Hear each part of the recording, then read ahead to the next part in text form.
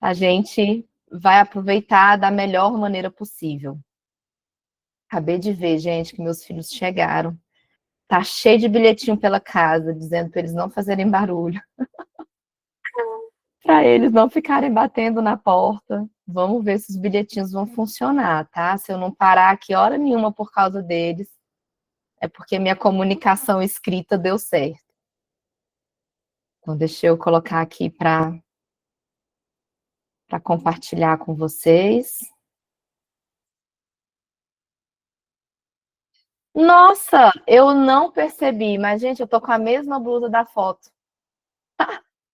Olha só, vou mostrar aqui para vocês.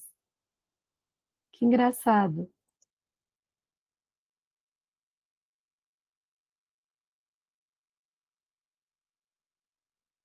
Deixa eu vir aqui para... Todas estão vendo aí a apresentação?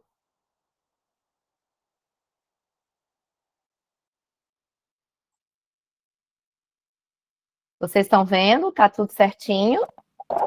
Eu só estou vendo você. Não tá vendo a apresentação? Não.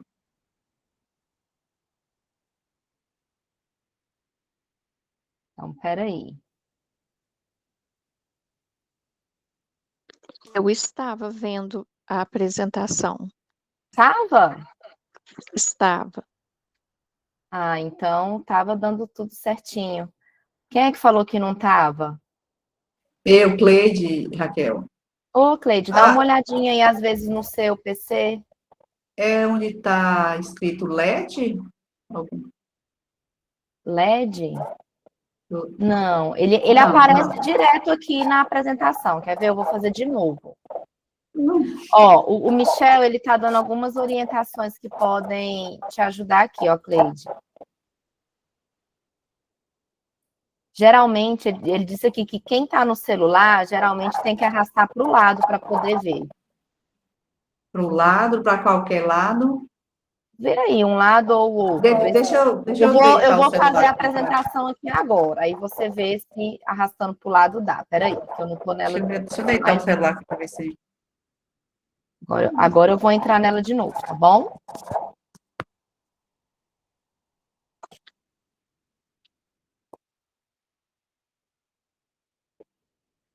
Ai, que saco, tá dando direto isso aqui, sim. Deu certo? Vocês estão vendo? Me digam aí, por favor, porque eu não vejo vocês.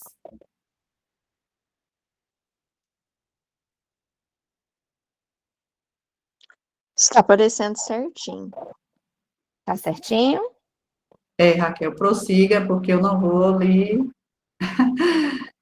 atrapalhar. Eu não estou vendo, não. Mas prossiga. Ô, Cleide, mas se você tiver de celular, tenta aí, vai para um ladinho, vai para o outro. Que às vezes o celular, ele divide os compartilhamentos das telas.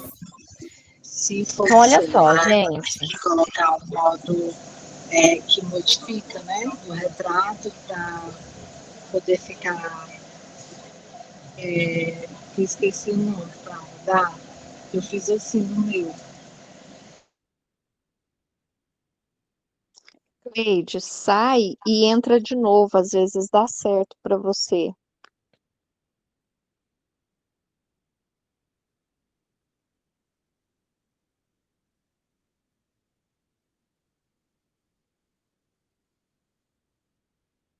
A Cleide está entrando e saindo.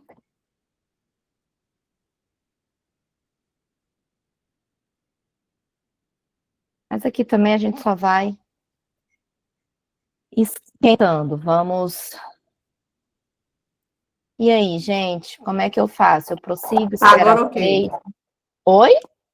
Agora tudo bem, estou te vendo. Eu? Estou vendo a apresentação. Ah, então ótimo. Então pronto. Olha só, né? Por que que eu pensei, tá? Vocês podem ver que na aula de sábado eu conversei muito com vocês acerca do quanto que nós, enquanto profissionais, temos o nosso sentir, pensamos sobre muitas coisas, temos muitas percepções, sensações, falei sobre a nossa impotência, o que muitas vezes a gente passa ali, né, nos bastidores, e a gente tem que ver um jeito de nos organizarmos para que a gente consiga separar o que é do nosso paciente, né, e o que é nosso. E aí, o limite como potência é algo que para mim é muito forte, porque é quando nós, enquanto psicólogos, nós reconhecemos o nosso limite profissional, nós aumentamos a nossa potência nas nossas ferramentas terapêuticas, nas nossas intervenções, na nossa postura. E é apenas aí que a gente consegue realmente utilizar as estratégias, né, na clínica com adolescentes que sejam eficazes com cada caso que a gente atende. Então, a ideia dessa nossa aula de hoje é essa, tá? A gente unir aí o nosso limite como nossa potência e o quanto, né, que conseguimos aí, ao enxergar isso, alcançar as estratégias que precisamos para que a gente possa ter resultados melhores e mais eficazes aí na clínica. Então, vamos lá, para a gente poder discorrer sobre esse assunto, a gente precisa primeiro conversar sobre algumas coisas. E eu pontuei, né, adolescentes ansiosos e hiperconectados por conta da enquete que nós fizemos ali no nosso grupo. Então, eu sempre gosto, né, vocês podem ver que eu sempre estou fazendo enquetes, estou perguntando coisas para vocês, que é a maneira que eu tenho para poder saber, né, um pouco melhor o perfil ali de cada um. Então, primeiro, né, eu vou me apresentar aqui para quem ainda não me conhece. Meu nome é Raquel Tezelli, eu sou graduada em psicologia aí pelo CEUB, que é uma universidade aqui de Brasília, quem não é de Brasília, né, eu estou apresentando, em 2008, quando faltava um ano para eu me formar. Eu me especializei na área clínica, em análise do comportamento. A partir de então, né, eu sempre fui da área clínica, eu sempre me encontrei nesse lugar. No começo, eu era acompanhante terapêutica ali, né, de crianças com espectro autista, acompanhava nas escolas, acompanhava também dentro de casa, fazendo todo aquele trabalho de independência, né, de autonomia deles, e de também fazer ali um intermédio na escola entre a professora e os seus colegas. E aí, com o tempo, eu fui me encontrando em outros lugares, até que eu entendi que crianças eu não tinha perfil. Crianças, né, com TEA eu conseguia, mas crianças eu não tinha esse perfil. E eu acabei indo muito para a área dos adolescentes. Por um período eu atendi apenas adultos, e aí de uns 10, 12 anos para cá, eu tenho uma alta demanda, né, de pacientes adolescentes. Eu fui coautora do livro Educando Filhos, né, para a Vida. Foi uma experiência maravilhosa. Eu escrevi o capítulo Automutilação na Adolescência, né, um grito silencioso. Foi ali no finalzinho do primeiro semestre de 2019, logo depois tivemos aí a infeliz coincidência de aumentar os casos, né, de autolesão, não se fala mais também automutilação. A gente fala autolesão, né, risco a si. Então, acabou tendo um crescente, né, índice de adolescentes dessa forma. E, quando foi no início desse ano, eu fiz a minha pós-graduação em saúde física e mental do adolescente, em busca mesmo de uma leitura mais respaldada aí também, nas questões físicas, né, do adolescente, o quanto que os hormônios interferem, o quanto que vitaminas interferem, como que é o ciclo menstrual, né, o que também acaba influenciando aí nos comportamentos, nas emoções, porque nós lidamos aí com um público que ele está em uma transformação física muito grande, né, e isso gera um impacto imenso no emocional de cada um. E com essa minha trajetória, eu criei o portal Refúgio Adolescente, né, um site que tem ali alguns textos que eu, né, acabei me canalizando assim a minha energia para ter um texto muito bem escrito, um lugar onde as pessoas possam encontrar, né, algo sobre adolescente, um refúgio mesmo. E criei o meu YouTube aí recentemente, Psi de Adolescentes. Vocês vão ver, gente, talvez se vocês colocarem no Google Raquel Tezelli YouTube, é muito provável que vocês vão ver ali um canal que eu tinha, eu acho que é Vamos Falar da Adolescência. Só para dizer a vocês que esse canal, o YouTube não me avisou que ele estava desativando esse canal, eu não consegui mais pegar a senha desse canal, ele está perdido no espaço online. Então, é um canal que eu não consigo mais ter acesso, ele está totalmente perdido. Vocês vão ver lá o meu rosto novinha, tem uns vídeos bem antigos meus por lá, né? Mas eu não mexo mais nesse canal, tá? O canal que eu realmente mexo, ele chama Psi de Adolescente. E eu criei tem muito pouco tempo, então eu acho que tem pouquinhos inscritos, tá? Se vocês quiserem acompanhar, as aulas também, elas têm ficado gravadas por lá, então é só se inscreverem que eu vou reiniciar, né, novamente essa trajetória aí no YouTube. E autora do e-book para mães de adolescentes, O que fazer quando você não sabe mais o que fazer, né? Eu fui motivada aí pelas dores de mães de adolescentes, né, na chegada da adolescência. Então, é um e-book que eu tenho muito orgulho, porque ele está disponível aí no refugioadolescente.com.br, porque eu consegui realmente ali resumir, né, 5 grandes dores das mães quando chega a adolescência do filho. E eu tenho trabalhado também essas dores quando eu tenho as sessões com a mãe ali do adolescente. Então, tem me servido também como um guia. E autora do e-book, né, Borderline na Adolescência, que foi motivado pela minha pós-graduação. Então, como na minha trajetória, né, eu tenho aí muitos casos, né, de adolescentes com sintomas border, eu acabei escrevendo sobre isso no meu TCC. Então, eu acabei formatando ele, né, como e-book e voltado para psicólogos.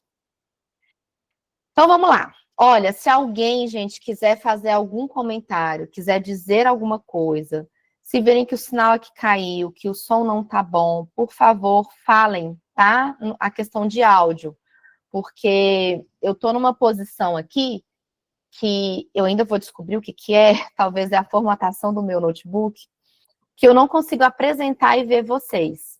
Então, eu só fico mesmo aqui apresentando na tela. E se vocês não falam, eu não consigo escutar, né? Saber que vocês querem participar, tá bom? Então, quando vocês quiserem me interromper em alguma coisa, por favor, digam. Não escrevam, porque eu não vou conseguir ler aí nas mensagens.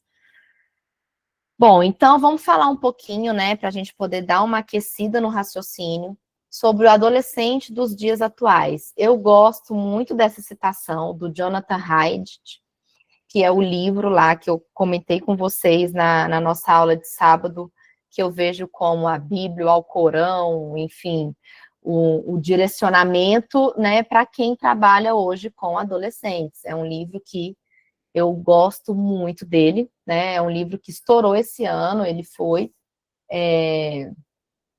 best-seller aí no New York Times. Então, o autor fala que os membros da geração Z são, portanto, cobaias de uma maneira radicalmente nova de crescer, e que é muito distante das interações em comunidades pequenas no mundo real, a partir das quais os humanos evoluíram.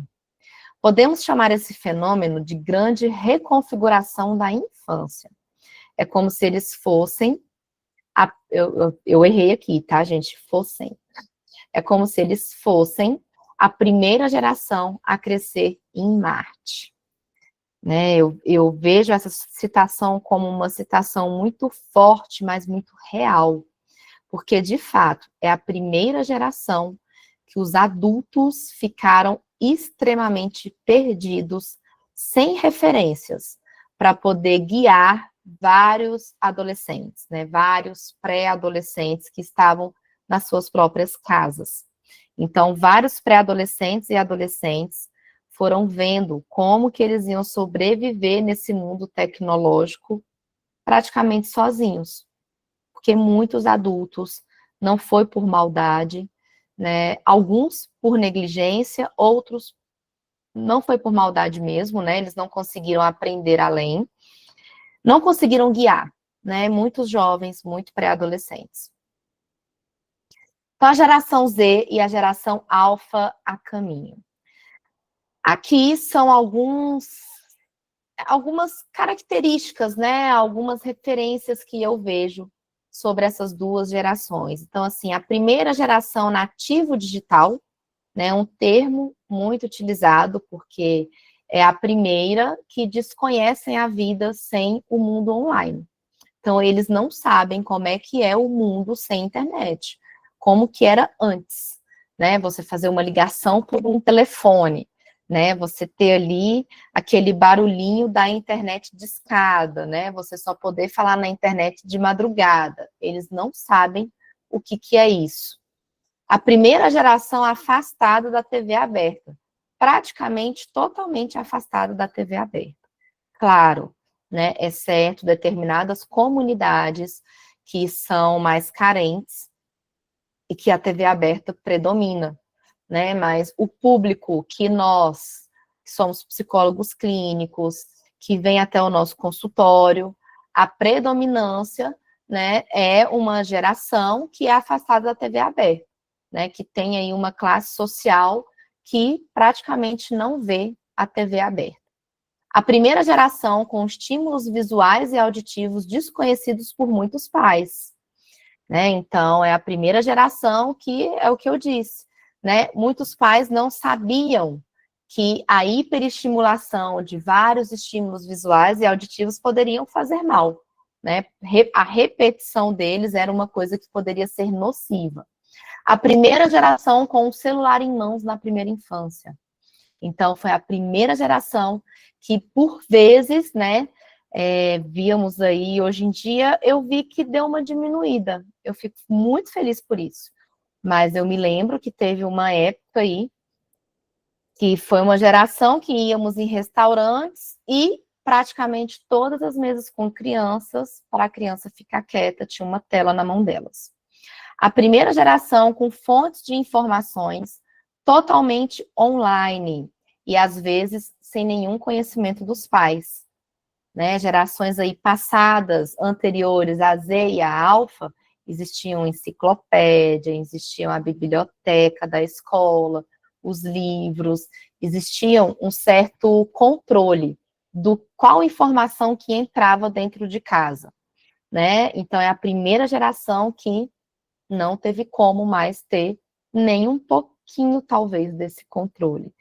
Né? A primeira geração que viveu a pandemia quando eram crianças ou adolescentes e pré-adolescentes.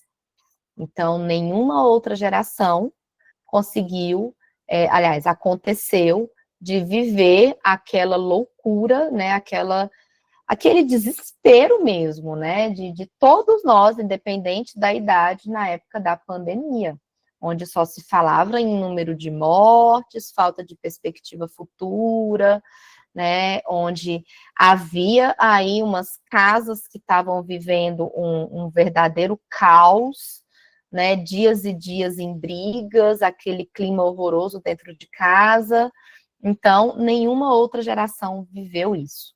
E a primeira geração que tem como modelos os influencers e os youtubers, ao invés de atores e celebridades, né? Tanto que, por vezes, a gente vai comentar sobre algum nome, né? Seja ator, seja músico, celebridade, da época aí, da galera dos 30, 40, 50, 60, 70 anos, os jovens de hoje não sabem nem quem são, porque as referências, os modelos deles são outras, né? Não compartilham dos nossos.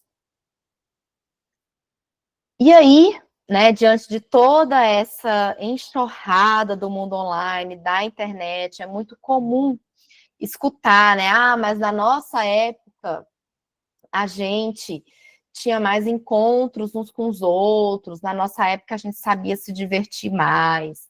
Na nossa época, a gente sabia o valor maior das pessoas, de se encontrar e tudo mais. Tá tudo certo. Agora, a questão é, será que se houvesse o acesso online às gerações anteriores, como é o acesso hoje, os comportamentos com telas seriam o mesmo ou diferente? Sabe, eu sempre gosto de pontuar esse tipo de questionamento, né? Vocês são psicólogos, acredito que não seja talvez a primeira vez que vocês pensem sobre isso, mas a cada questionamento, em cada momento diferente da nossa vida, nós temos diferentes respostas. Nunca saberemos, né? Mas uma analogia que eu sempre faço. Quantos de nós assistimos reality shows na televisão? Né? Vamos colocar aí o Big Brother. Quando o Big Brother, ele estourou, né? A sensação que muitos tinham. Então, assim, a sensação de parar e ficar olhando o quê? Ficar olhando pessoas comerem, ficar olhando pessoas dormirem, ficar olhando pessoas irem para a piscina, ver briga, ver conteúdo sexual, ver ali xingamento, ver ali as pessoas só sentadas paradas, literalmente tinham cenas que eram sentadas paradas, né? E tinha as pessoas ainda que assinavam ali a Globo para terem o acesso do dia inteiro, para elas não perderem nada do que o outro estava fazendo, né? Então, qual a diferença dos reality shows do Instagram, né? O povo fica vendo a Virgínia, o Whindersson Nunes e outras referências aí que eles têm, ou de outra rede social, para o nosso comportamento, que ficávamos aí no Big Brother Brasil, aí logo surgiu a Fazenda, e foi surgindo vários outros reality shows, né? Será que é porque, de fato, tínhamos aí, né, uma cabeça diferente? Ou é porque, por não termos a oportunidade desse acesso online ilimitado, é que conseguíamos nos concentrar mais no presencial? Essa frase, né, do Ramírez, é do livro. Depois eu coloco lá os livros, tá, gente? Eu coloco os livros no grupo, tá? Mas é um livro, eu não sei se eu vou conseguir mostrar aqui para vocês, mas depois eu coloco lá. É da Juventude e Cultura Digital, né? São diálogos interdisciplinares. É de um congresso que eu fui em São Paulo, acredito que foi 2017, né? Não sei se está dando para ver aí, mas depois eu posto lá no grupo.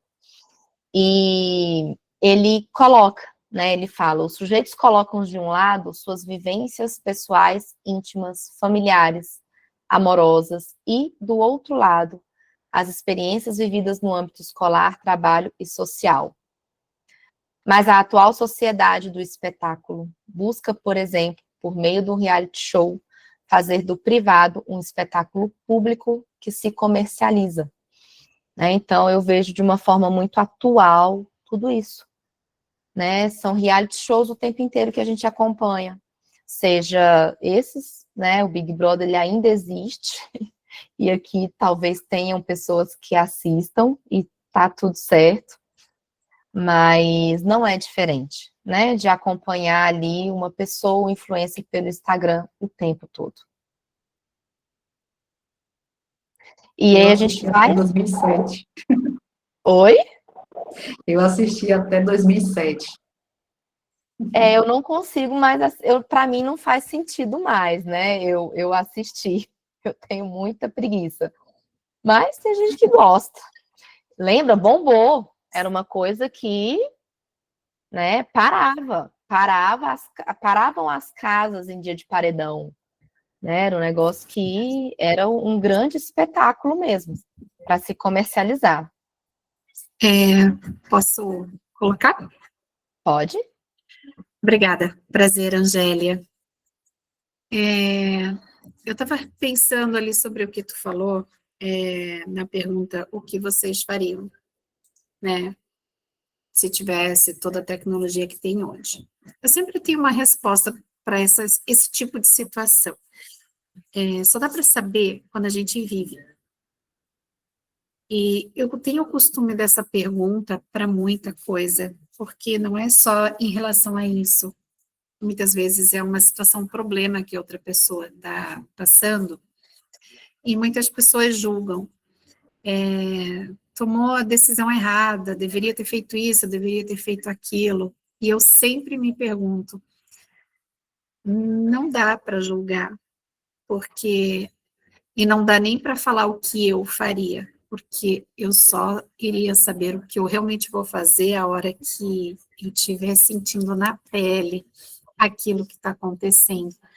Por mais que às vezes eu tenha uma conduta de pensamento que eu faria tal coisa, mas existem situações que no momento do calor, no momento, sei lá, acaba fazendo outra.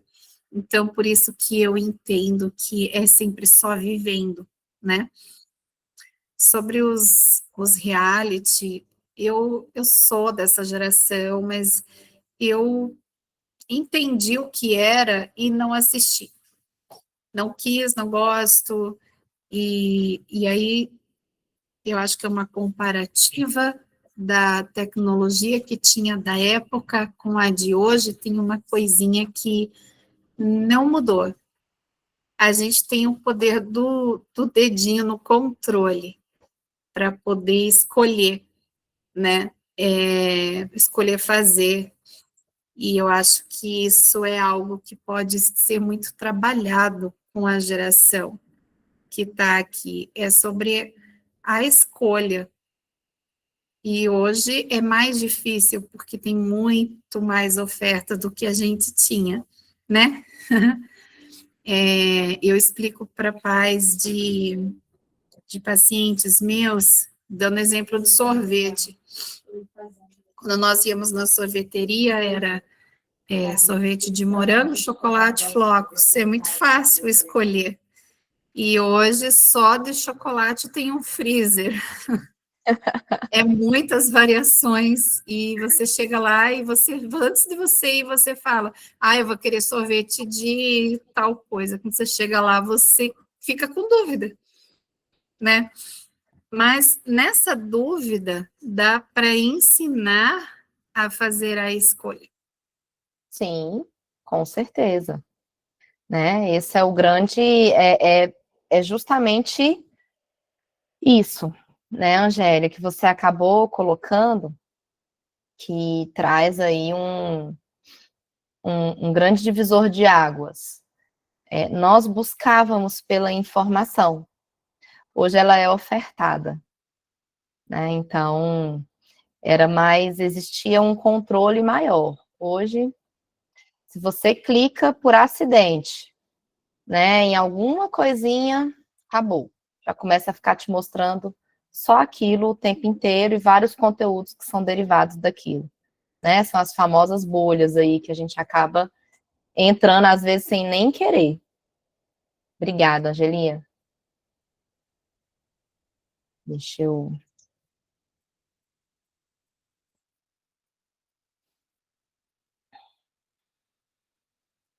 Aqui eu coloquei um pequeno lembrete, tá, gente, do que já sabemos, né? Porque todos nós aqui, nós trabalhamos com adolescentes e a gente sabe, né, o quanto aí que a neurociência, o quanto que o funcionamento cerebral, ele tem uma total influência nas emoções, nos comportamentos dos jovens que nós atendemos. Eu gosto dessa citação aí da agência, eu não sei se vocês a conhecem, acredito que sim. Ela escreveu o livro Cérebro Adolescente, né? Teve também depois o Siegel, o Daniel Siegel, ele também escreveu, mas eu não sei.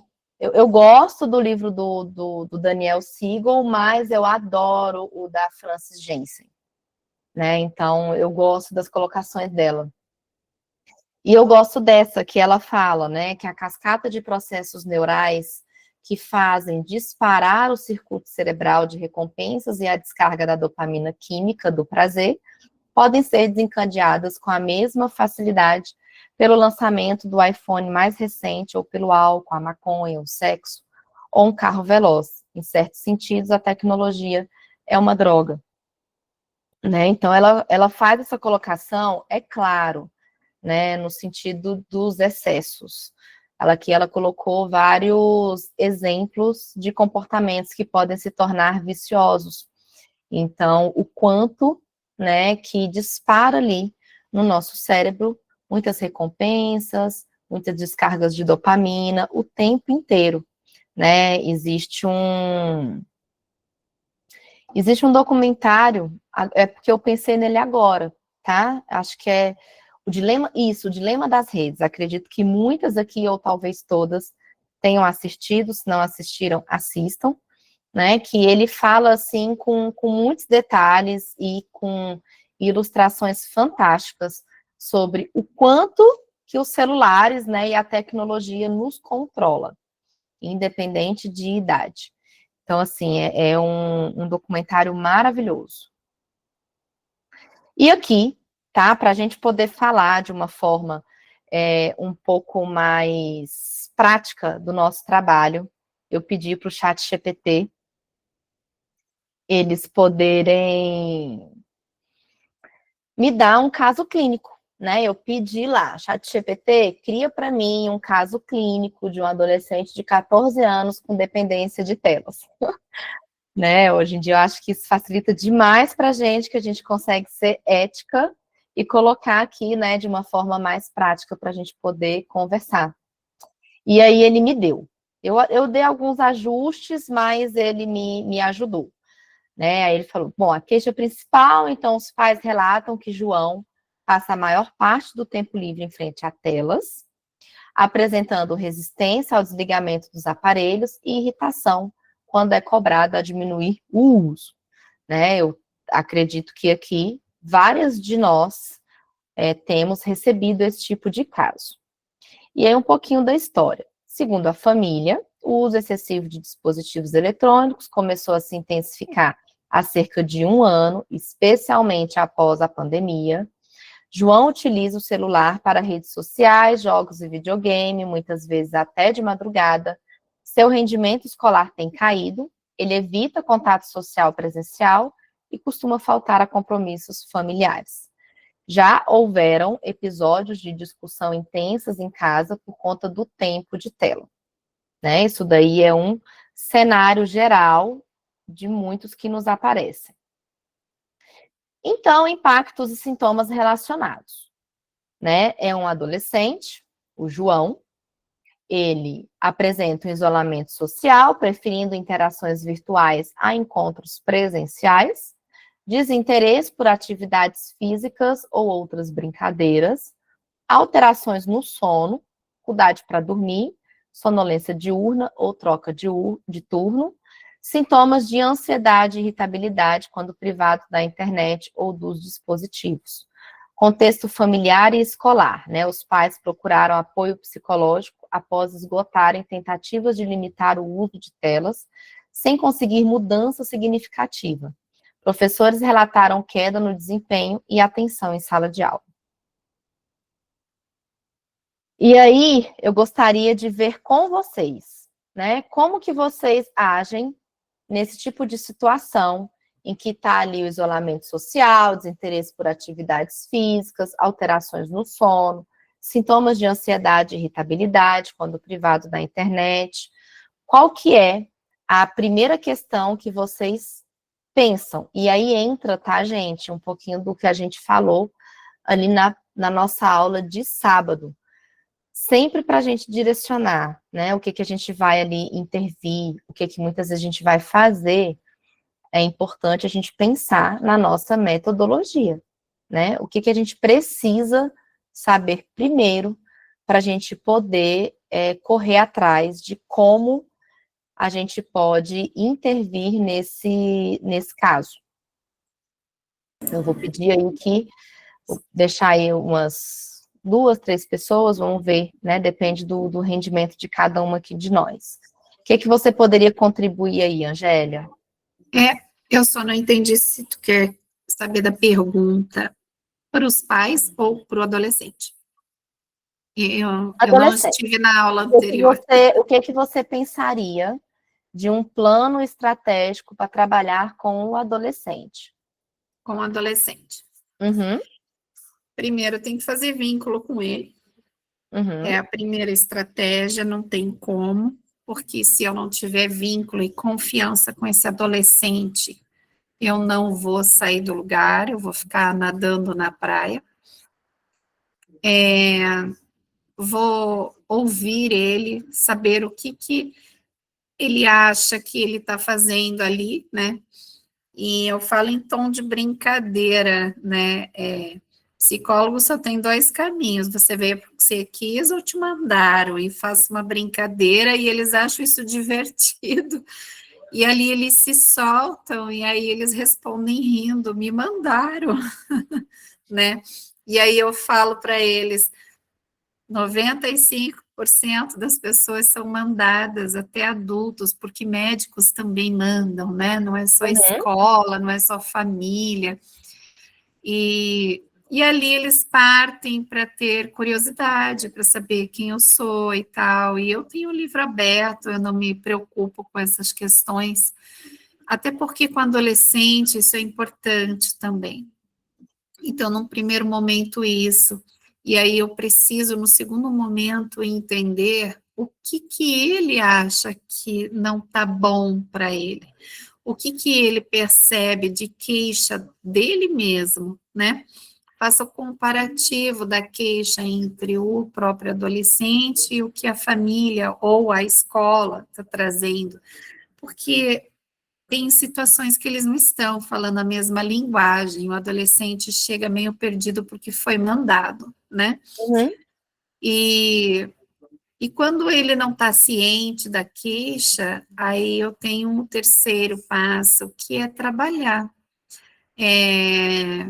sobre os assuntos, né, da queixa que os adultos trouxeram, mas não interrogando, mas investigando de uma forma bem discreta, para que ele próprio possa falar sobre aquela situação na vida dele. E eles conseguem falar. E aí eu vou trabalhando as necessidades conforme, né? Conforme adolescente, através dos jogos, eu uso muita dinâmica de lógica, e não vai escapar numa situação dessa de trabalhar as relações, principalmente as relações desse adolescente com amigos, né? Falando de uhum, relações reais, e a relação família, porque quando existe isso, esse tipo de queixa, para mim está muito claro que a família não tem limites, cresceu já fazendo o que quer, né? Não é de hoje, já vem da infância, muito solto, faz o que quer. Existe um afastamento das pessoas dentro de casa, então vai envolver um trabalho conjunto da família. E é muito difícil o adolescente que não queira. Eles pedem esse socorro, eles sentem essa falta do convívio, né? Porque o pai está sempre ocupado, a mãe está sempre, nunca ninguém tem tempo. Então, como tu falou lá no começo, né? As relações sociais hoje são diferentes, eles saem menos. uhum. E aí, sozinho, meu pai está ocupado, minha mãe está ocupada, está todo mundo ocupado, quase ninguém sai, eu vou fazer o quê? Eu vou para a internet, né? Então, e é muito bacana, assim, também fazer uma busca que eu acho deles se descobrirem o que eles podem fazer sozinhos, fora coisas de internet. E é difícil quando eles não aceitam. E buscar outras coisas, aceitam ir para esporte, aceitam fazer desenhos, aceitam ter um livro para escrever. Então, assim, dá para buscar bastante ferramentas. É o Uhum. que eu trabalharia. Sim, sim. Mas alguém quer contribuir com alguma intervenção aí que pensou, que faz, que vê que dá certo, tem resultado? A nossa colega, né, falou da questão.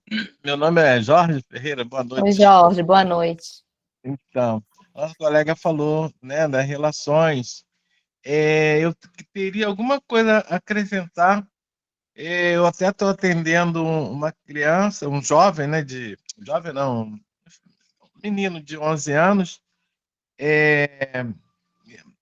Como ela falou, a gente precisa mesmo criar o vínculo, né? Até então eu estava brincando com ele, e hoje até fiquei surpreso que ele colaborou muito comigo nos diálogos, porque até então ele sempre falava, não sei, eu não sei, aí batia ombro, né? Não sei, normal. Batia ombro para mim, eu falei, ai meu Deus, como é que eu vou descobrir, como é que eu vou trabalhar isso? Mas eu sempre usando os jogos, levei dama, levei um bocado de jogo para ele, assim, no início, né? Parece que ele foi criando uma certa confiança e começou a passar dados para mim. Hoje ele abriu o leque de informações, que foi muito bom, né? Aí ele falou que ele ficava mais tempo no quarto dele, né? Uhum, E outra coisa, a questão do tempo. Ele, com 2 anos, ele já usava telefone celular, né? Então, aí eu falei, mas você não acha que você pode ter um problema de vista, né, de visão? Mas eu acho que não, porque desde 2 anos, né? E acho que ninguém conversa da família com ele sobre isso, né? sim, sim. Os pais estão separados e a avó ajuda um pouco, mais um pouquinho, mas ela perdeu o controle, ele ofende ela, e a pessoa mais próxima dele, que é a mais quista, mais, né, querida, que mais ama ele, é a que ele mais maltrata. E aí eu acho que a gente tem que, aos pouquinhos, né? Como você está Uhum, falando, o colega está falando, aos pouquinhos ganhando, né, confiança e conseguindo apresentar proposta para ele. Eu até falei sim. com ele, será que você não poderia, né, conversando, eu, você, sua mãe, sua avó, conversando em diminuir um pouco o tempo? Né? Ou você também procurar alguma atividade. E qual de atividade seria? Eu gosto de futebol. Mas o que a avó falou? Mas futebol é muito longe, tem que levar para, né, gastar um tempo, pegar ônibus. Eu vou ver se eu consigo um futevôlei para ele. Se ele aceitar, né? Vamos ver, né? Muito obrigada, Jorge. Vamos seguindo Nada. aqui. Excelente. Posso fazer um adendinho, Jorge? Pode. Posso, Raquel? Hum, As pessoas que estão mais próximas, geralmente são as que mais acabam sendo agredidas por eles, porque é as que eles mais amam, né? É a forma de socorro deles, né? Eu acho que quando a gente se forma, a gente devia ganhar uma APA como símbolo, porque a gente tem que cavar umas coisas que na vida do ser humano, né, para chegar em situações. Mas eu, quando adolescente, está muito resistente a entender, eu pego o desenho do cérebro e mostro para eles. Você já conhece o cérebro? Eles não conhecem.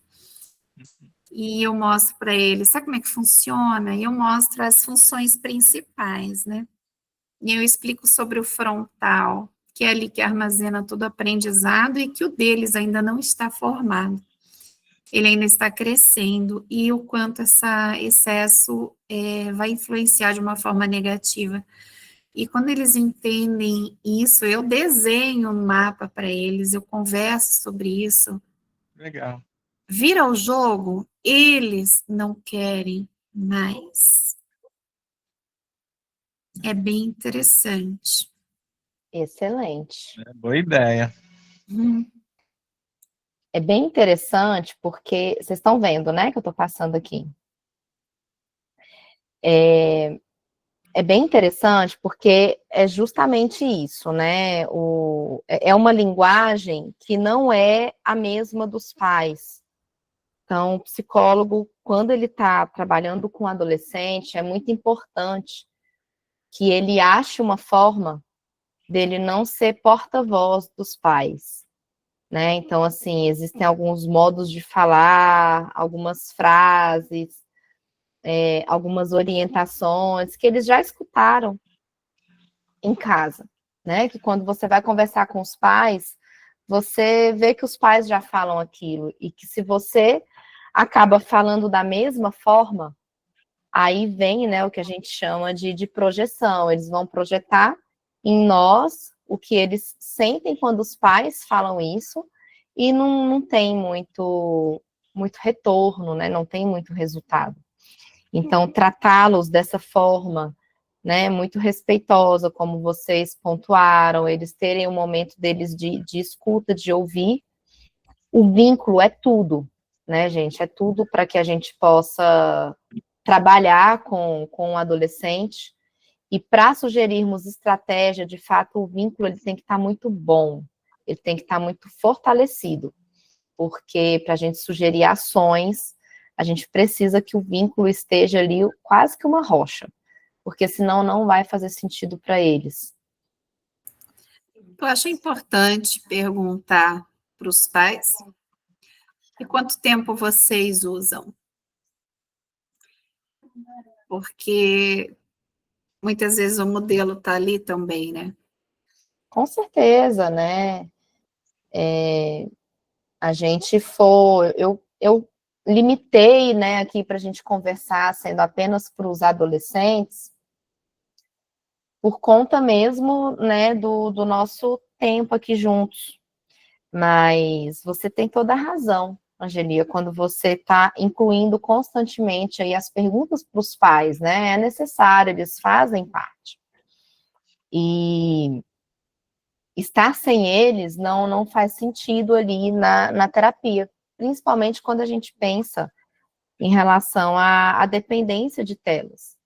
Se não tem uma extensão dentro de casa, né, do trabalho que a gente está fazendo ali no consultório, nós não vamos ter quase que nenhum resultado ou resultados mínimos, porque estamos ali com o jovem, né, uma vez por semana, esporadicamente, dependendo, 2 vezes por semana, mas a grande parte é uma vez por semana, e o resto do tempo são eles em casa. E aí, aqui a gente vai para uma parte, né, que é bem isso que a gente conversou, e que eu apenas transportei aqui para que a gente continue aqui a nossa linha de raciocínio, né? Quando o uso em tecnologia se torna um vício, o que o psicólogo pode fazer? Tá? Vejam que eu sempre pontuo o que o psicólogo pode fazer, porque é aquela ideia. É importante que nós tenhamos aí um direcionamento em relação ao que a gente pode fazer para que a gente entenda até onde a gente pode ir. Porque nós temos os nossos grandes limites na clínica com o adolescente, no atendimento com o adolescente. Né? A primeira coisa que eu sempre faço, eu solicito exames físicos. Né? Eu peço para ir num médico, vai num ebiatra, vai num pediatra, vai no médico geral, dá uma olhadinha, ver como é que estão as vitaminas ali, né, principalmente a D, porque hoje em dia os meninos não andam tanto na rua, né, eles ficam mais em casa, então sempre acontece de ter um déficit de vitamina D, e às vezes muito déficit, né, a vitamina D, ela causa, né, em muitos jovens uma melancolia, um desânimo, né, uma falta de vontade, uma desmotivação. Então, existem essas condições físicas que podem aí acabar intensificando e potencializando, né, o comportamento vicioso. Assim como taxas hormonais, né, principalmente nas meninas. Como é que tá? Já menstruou, não menstruou, né? Tá regular, não tá ainda? Porque é algo que é imprescindível. Nós que atendemos pré-adolescentes e adolescentes, a gente considerar as condições físicas, porque elas influenciam no estado de desânimo daquele jovem, né? É algo que não tem para onde a gente fugir. Então, eu gosto, a primeira coisa que eu sempre faço é isso, para que eu consiga eliminar condições físicas e, de fato, né, ficar ali apenas mesmo na questão do psicológico e da dinâmica familiar. Avaliar as horas e qualidades também do sono, né? Nós que estamos aí com um público que presenciou a pandemia, né? A pandemia desestabilizou várias casas em relação ao sono, a troca de turno, né? A qualidade do sono. Tenho vários jovens que não conseguiram colocar o sono deles em dia, de, por exemplo, conseguirem dormir até a meia-noite ou até 11 horas da noite, desde a pandemia, né? Então, é importante pensar nisso também, porque a privação de sono, né, aumenta a irritabilidade, a impaciência e que acaba gerando uma busca maior também pela tecnologia, porque a tecnologia anestesia, né, o cérebro. Então, quanto mais irritado, mais impaciente, você vai ali para as telas, dá uma sensação de tranquilidade, de uma certa calmaria. Trabalhar estratégias, né, para redução gradual do tempo, isso é o primeiro que a gente costuma pensar, mas para conseguir trabalhar isso, a gente precisa ter um cenário muito completo do que está acontecendo para ser efetivo.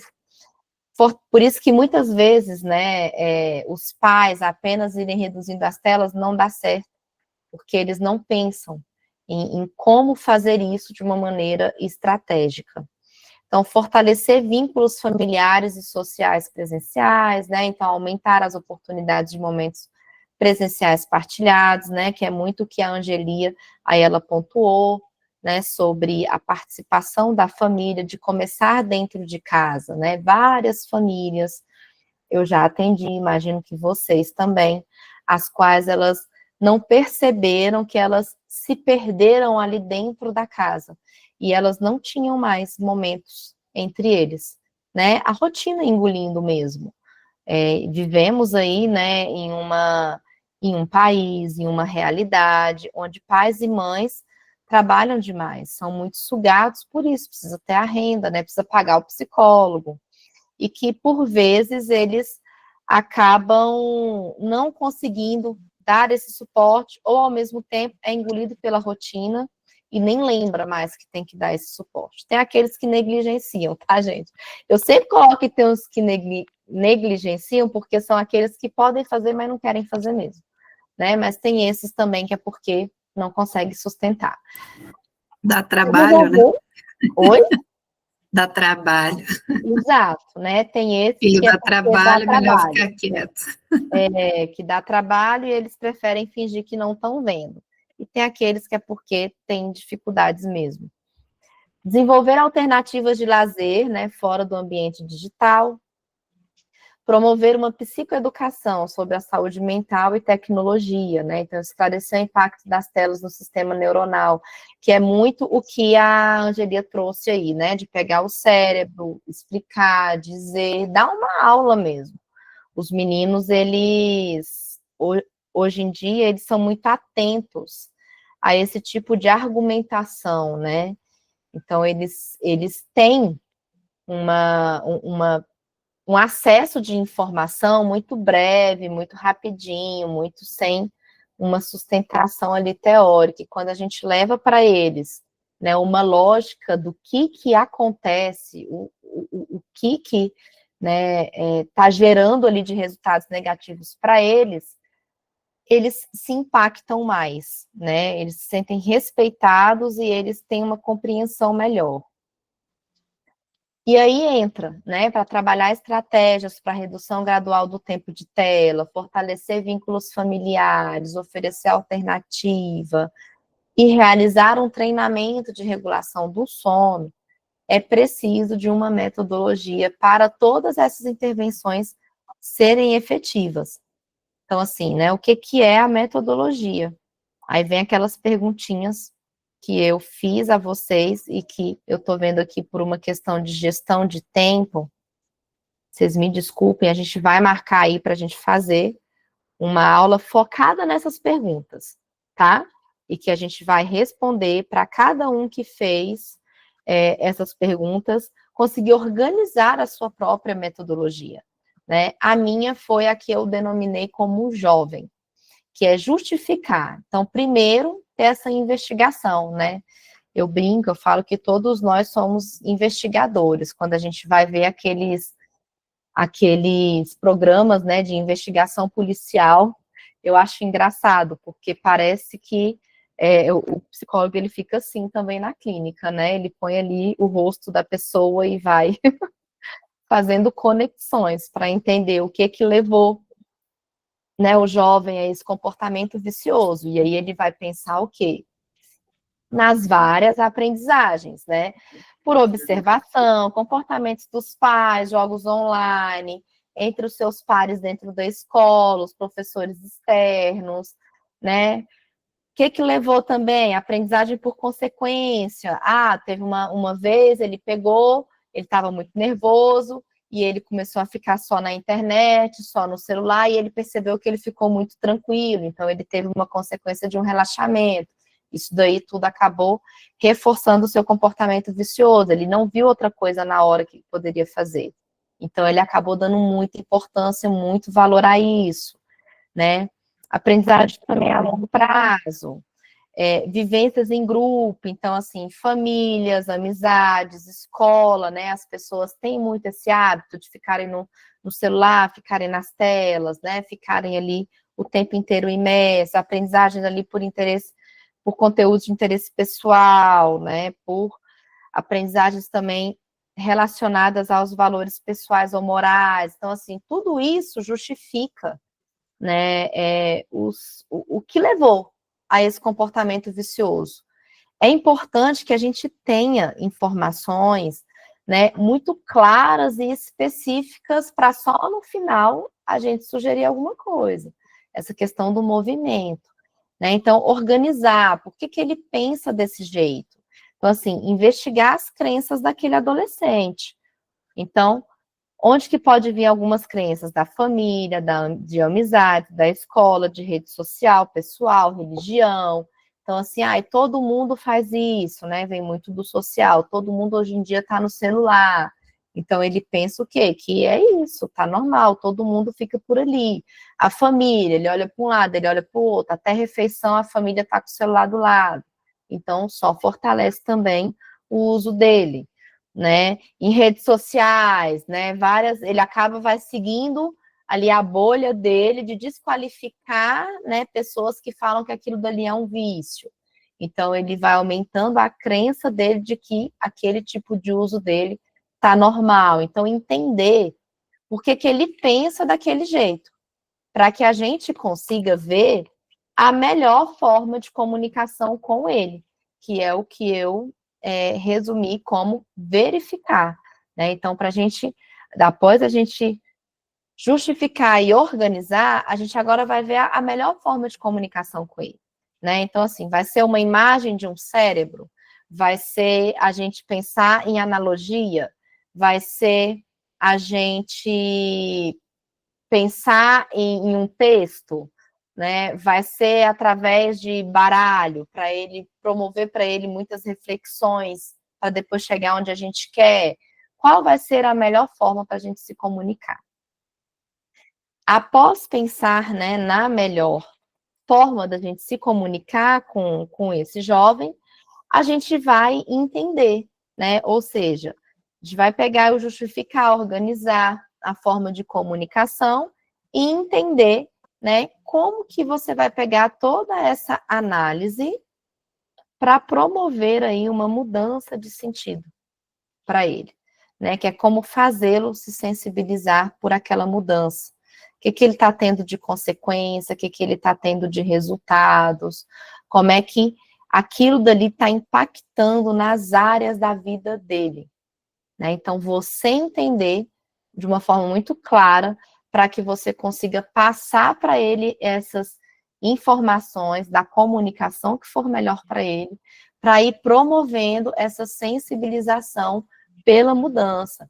Após essa sensibilização, é que a gente vai começar a oferecer sugestões, sabe? Que aí vem o M de movimento. Por quê? Né? Porque nós sabemos que se não fizer sentido para esse jovem esse movimento, a gente vai queimar a carta.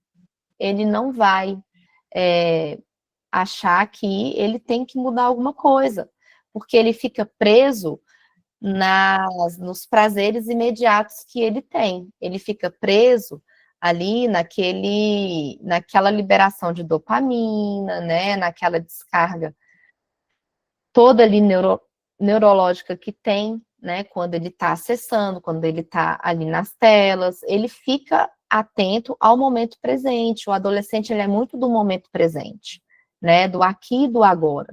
Então, ele começar a pensar a longo prazo, ele vai começando mais após os seus 15 anos, né, 15, 16. Quando ele está mais novinho, pré-adolescente, é mais difícil ele ter essa linha de raciocínio.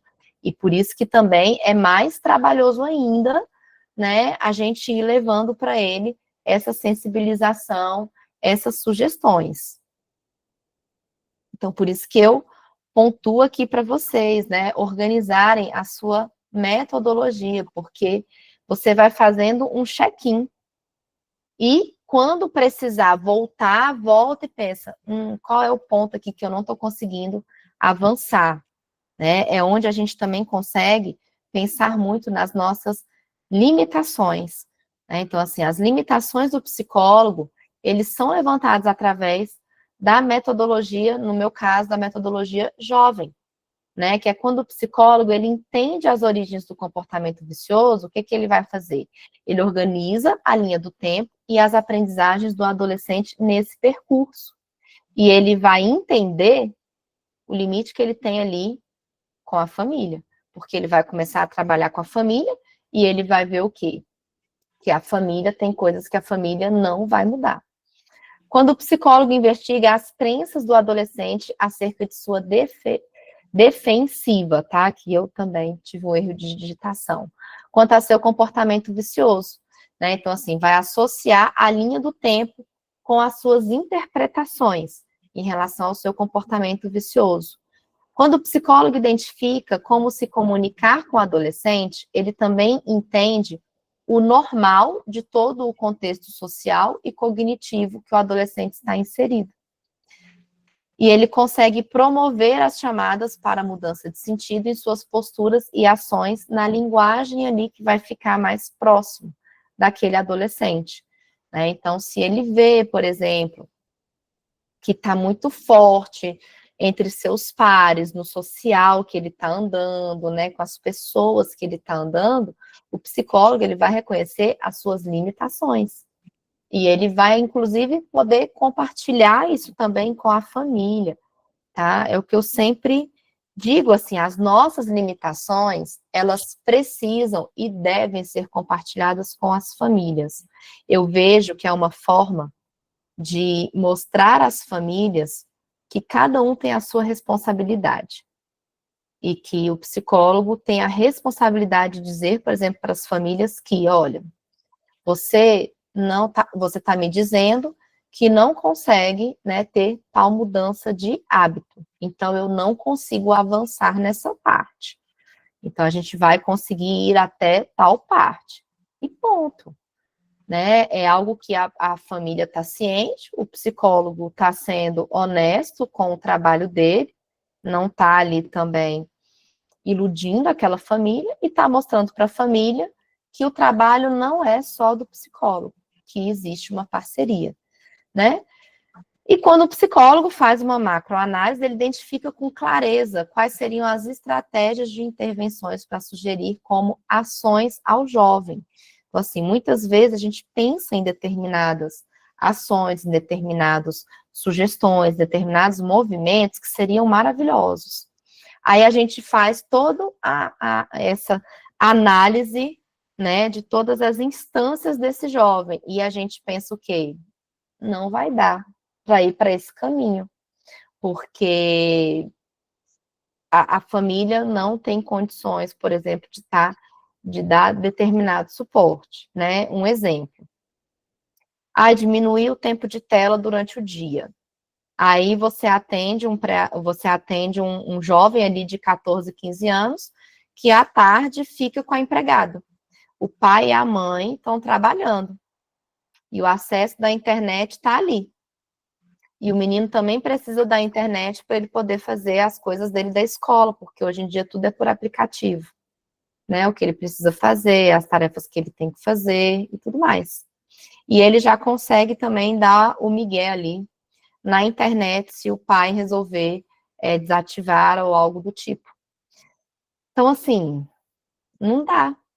A gente, muitas vezes, precisaria que tivesse ali o pai ou a mãe para fazer todo um controle para que fosse efetivado, né, um determinado treinamento ali para um uso mais saudável da internet. E a gente precisa desse pai e dessa mãe, né? Então, a gente não pode contar com esse plano. A gente tem que pensar em um outro plano. Então, em todo esse processo, o psicólogo também observa até que ponto ele vai conseguir avançar nessa mudança de hábito do adolescente. A gente precisa ter muito claro os nossos limites. Porque muitas vezes o psicólogo ele fica preso no que ele não consegue fazer. E ele fica preso em culpar a família pelo que ele não consegue fazer. E ele não compartilha isso, né? E a partir do momento que ele compartilha isso com a família, ele se liberta. E ele pensa, então, eu posso ir até tal, então é o que eu vou fazer. Eu vou fazer a minha parte. E vai até tal ponto que ele consiga. E aí, para a gente falar um pouquinho do pano de fundo, né, da dependência tecnológica, e que também foi um tema lá super votado quando eu falei da enquete do grupo, a gente ir se aproximando aí aos nossos finalzinhos da aula, tá? Falar sobre a ansiedade. Onde que a ansiedade, ela se encontra? Então, a ansiedade, ela se encontra em toda parte. Desde que o adolescente se vê na pré-adolescência, ou antes, né? Como diz o autor. É uma reconfiguração da infância. Então, assim, o adolescente, né? Hoje, a velocidade do digital com o presencial, eles não se encontram, né? É um exemplo que eu sempre coloco para todos, né? Eu falo assim, olha, você vai postar uma foto muito linda sua, que tem, inclusive, um filtro, e você coloca lá nas suas redes sociais. Em 1 minuto, você pode ter ali até umas 10 curtidas ou mais. E um outro comentário de uma amiga sua. Agora, se você for numa festa, no presencial, com aquela mesma roupa, com aquele mesmo cabelo, aquela mesma maquiagem, pode ser que você saia da festa e não tenha nenhum elogio.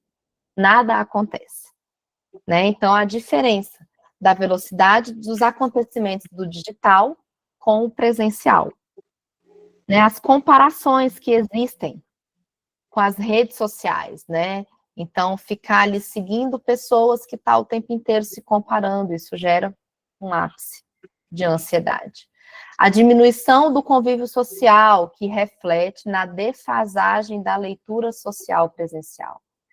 Então, assim, o jovem, quanto mais ele diminui o convívio presencial, menos ele tem a sua leitura de espelhamento social. Então, menos ele vai lendo ali, né, o que é uma mensagem com o corpo, o que é uma linguagem não verbal, menos ele vai tendo esse treinamento. Tanto que eu tenho certeza que que todos nós temos dado treinamentos nesse sentido para muitos jovens no consultório. Então, assim, os filtros das câmeras, né, coloca tanto filtro que quando se olha nu e cru no espelho, estranha, isso gera muita ansiedade. Ritmo de vida acelerado, até mesmo dentro de casa, os pais têm que trabalhar, tem horário para aquilo, para isso. O ensino médio está cada vez uma loucura imensa em relação à quantidade de coisas que esses meninos têm que dar conta, né? Então, é tudo a agenda deles, né? Até para marcar as nossas sessões, a gente tem que ficar vendo, né? Como que a gente consegue se encaixar ali na agenda de um jovem. Então, é tudo muito ansioso, né? O brincar na infância, a tela diminui a criatividade, informações muito rápidas e precoces, superestimulação visual e auditiva. Então, a ansiedade, gente, ela está em toda parte, desde que o adolescente ele se vê gente. A realidade do nativo digital, né? Então, é a superestimulação do sentir através dos estímulos virtuais, né? Então, o tempo inteiro é superestimulado o sentimento deles. São muitas imagens, muitas escutas, né? Muita audição, muita visão, é muito de tudo, né? Então, as próprias notificações. Então, a gente acaba que os meninos, eles estão, né, ali imersos em um mundo digital onde há uma superestimulação do sentir. E aí, quando eles vão para o presencial é o sentir da sua maneira ocasional, né? Então, não existe esse tanto de prazer, não existe esse tanto de cor tão viva assim, né, que fazem os olhos, a pupila até dilatar, não existe. E acaba que eles têm, né, eles têm relatado um sentimento maior de frustração, de ficar, né, sem graça, muitas vezes, o que eles estão vivendo no dia a dia. E aí, né, eu venho aqui um pouquinho, tá, eu vou avançar, porque eu tô vendo, gente do céu, eu adoro essa temática, e vocês também, mas o tempo tá avançando e tá todo mundo bem cansado, né, então, as crises de ansiedade. Eu tenho certeza que muitos ali no grupo colocaram o tema da ansiedade por essas crises de ansiedade que a gente vê como uma constante na vida de vários adolescentes, né? Nós temos muitas técnicas, né, que a gente sugere. Nós temos a nossa metodologia, que é importante, a gente está muito bem incorporado aí no nosso trabalho, para que a gente tenha um direcionamento do que fazer, mas, mais uma vez, tá? As nossas técnicas de relaxamento, elas são ali no finalzinho, no M, é no movimento.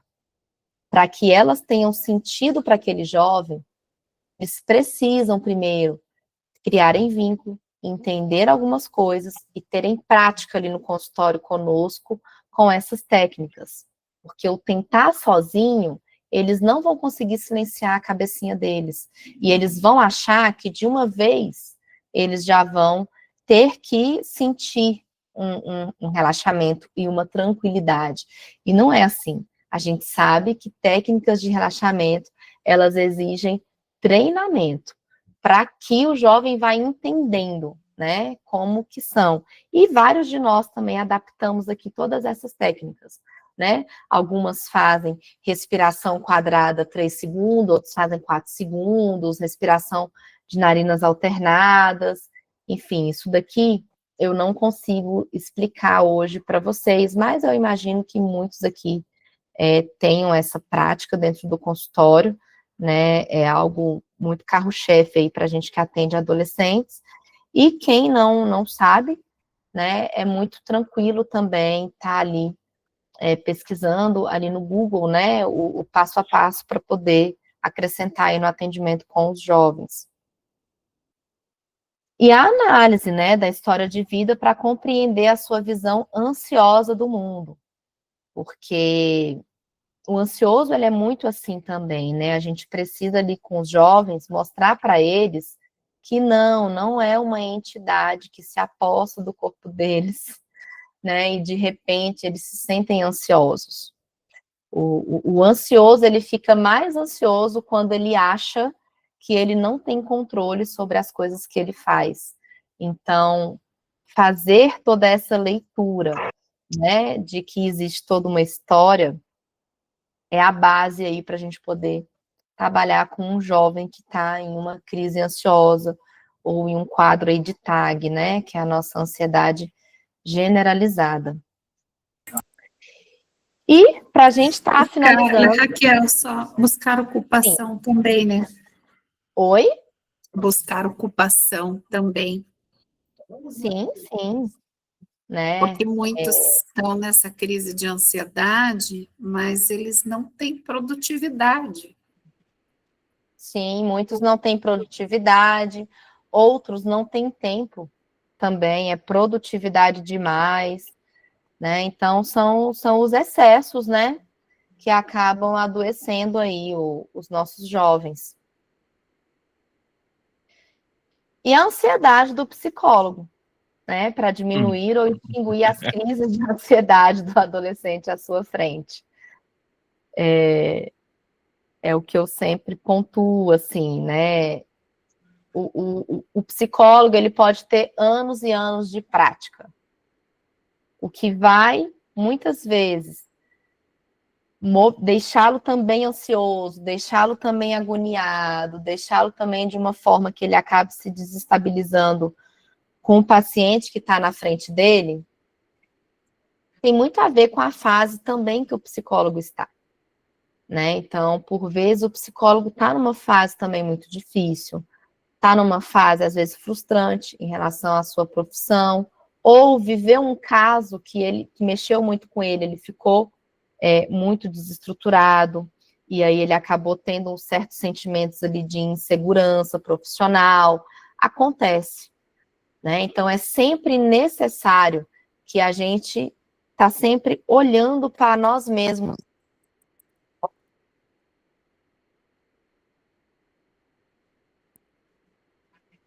Mas a nossa história com a ansiedade nos influencia, né? Eu sempre brinco, eu falo que a ansiedade é igual bocejo. Se a pessoa, ela está ali tendo uma crise de ansiedade e o psicólogo, ele está desestabilizado, ele tem dificuldades também com aquela crise de ansiedade, né? Então, se ele não consegue ali enxergar isso nele, né, ter ali o seu lado da humanidade e dar uma respirada funda, ele também fica ansioso junto, mesmo que ele tente se controlar. Então, nós somos pessoas, e aí a gente está sempre buscando ali na metodologia, né? Metodologia é o quê? Abordagem que você entende como sendo algo que se identifica com o seu trabalho, pode ser mais de uma, né? Eu tenho aí a formação na comportamental, eu gosto também da comportamental cognitivo, da sistêmica familiar. Então, assim, a gente vai fazendo, né, um combozinho ali de abordagem com as técnicas e o posicionamento profissional, para que, né, na metodologia, a gente buscar na metodologia o caminho para auxiliar nós, enquanto psicólogos, na nossa conduta. E ficar muito atento, né, algo que tem me preocupado bastante, é o quanto, assim, né, já me foi compartilhado ali no consultório mesmo, insatisfações de adolescentes, alguns adultos, né, de psicólogos muitas vezes expor demais a sua opinião pessoal acerca do que está passando com o paciente, né, é o que eu sempre falo, não é pelo paciente que o psicólogo faz isso, é por ele mesmo. Então, por isso que é tão importante o psicólogo estar sempre se questionando, se eu estou querendo tanto colocar essa minha opinião pessoal, por que eu estou querendo colocar tanto?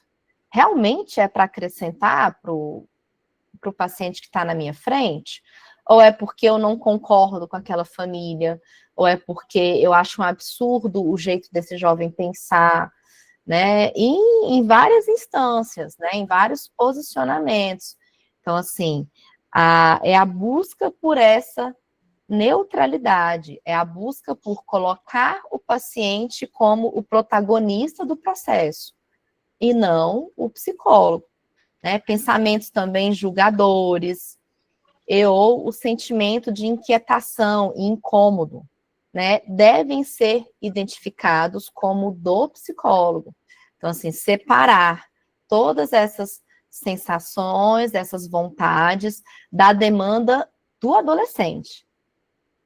Ainda mais por ser uma idade, né, onde ele é totalmente influenciável, onde ele está ali com você porque ele está perdido, ele está buscando o seu eu, ele está buscando organizar a sua personalidade, e é muito necessário que o psicólogo não seja alguém que piore, né, nesse sentido, para que o adolescente não se sinta cobrado em ter que pensar de tal forma, não se sinta mais culpado, né, por conta de um pensamento julgador ali do psicólogo. O psicólogo, ele tem todas as ferramentas para questionar, para levar o jovem a pensar, para colocar algumas questões ali da família e do jovem que não sejam dessa maneira invasiva, né, que é uma postura muito pessoal.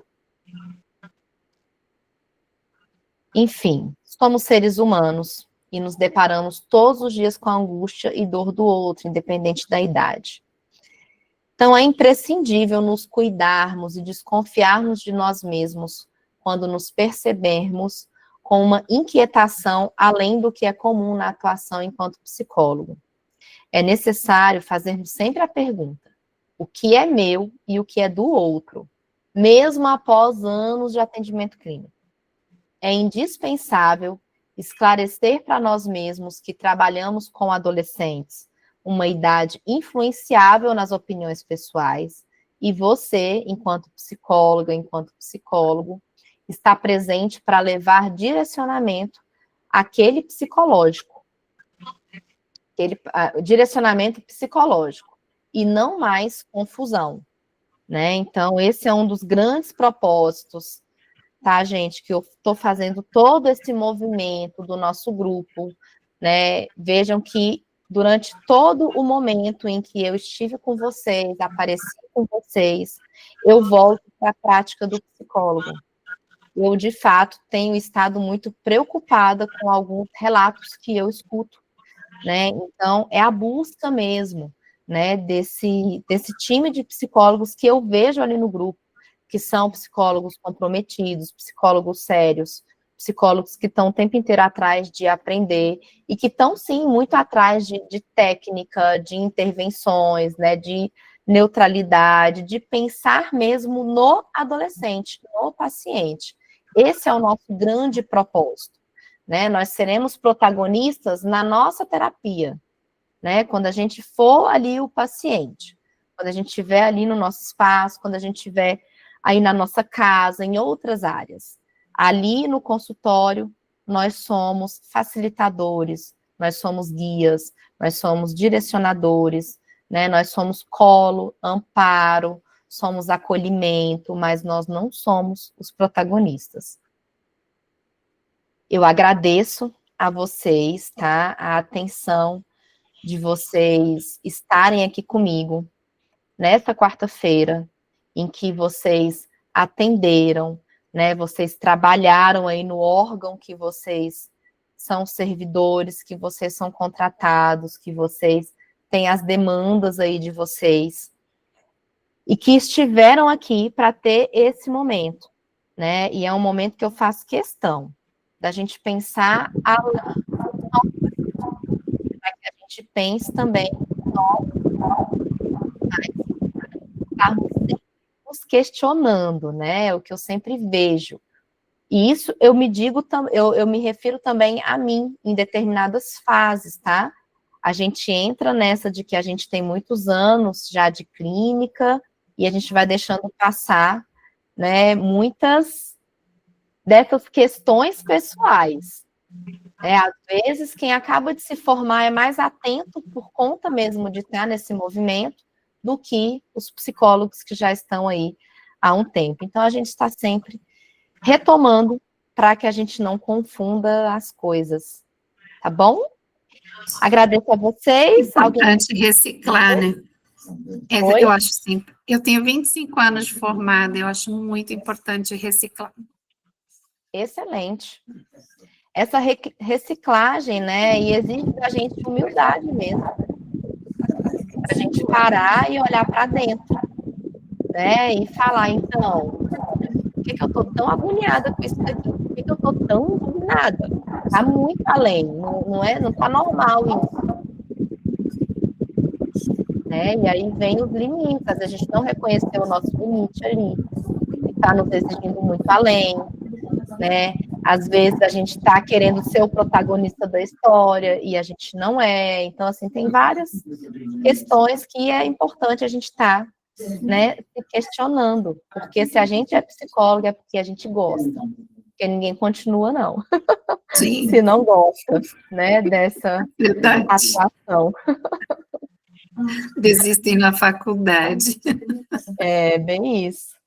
Então, assim, gente, muito obrigada, tá? O que vocês quiserem depois comentar lá no grupo como é que foi a aula, é sempre um termômetro para mim, tá bom? Eu falo, gente, eu gosto muito de elogios, críticas construtivas, porque eu acho que isso tudo é crescimento, tá? Então, fiquem muito à vontade aí para poderem colocar lá no grupo depois como que foi para vocês. Tá joia? E a gente vai marcando aí o nosso próximo encontro. Obrigada, Raquel. Boa noite. Obrigada a vocês, gente. Boa noite. Conversar sobre isso com vocês. Tchau, tchau. Prazer. Obrigada. De cada um, hein? Tá? A gente vai marcar uma aula da metodologia de cada um. Tá bom? Então, tá joia. Um abraço para vocês. Não sei o que vai fazer, mas tá. Tchau.